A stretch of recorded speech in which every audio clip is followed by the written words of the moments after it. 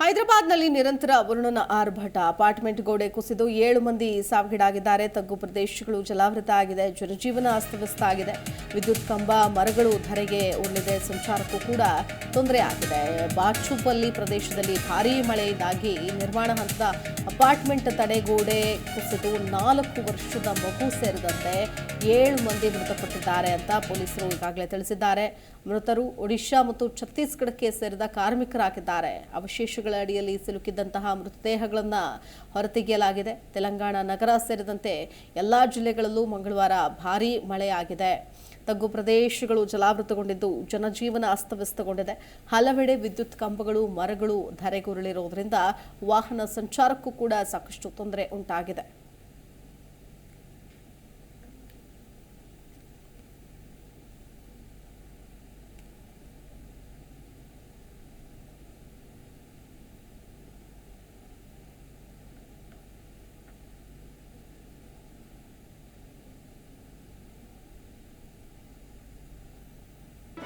G Kannada news ಈಗ ನಿಮ್ಮ ಮನೆಯಲ್ಲೇ ನೋಡಿ.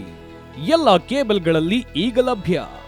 ಸನ್ Direct 292, Jio TV 1334, U digital 162, city cable 51, GTPL 17, Abhishek cables 821, Rockline telecommunication 51, Shri Basaveshwara number 60, Vinayaka digital number 53, in digital number 896ರಲ್ಲಿ ನಿಮ್ಮಿಸ್ತದ Zee Kannada news ನೋಡಿ ಆನಂದಿಸಿ.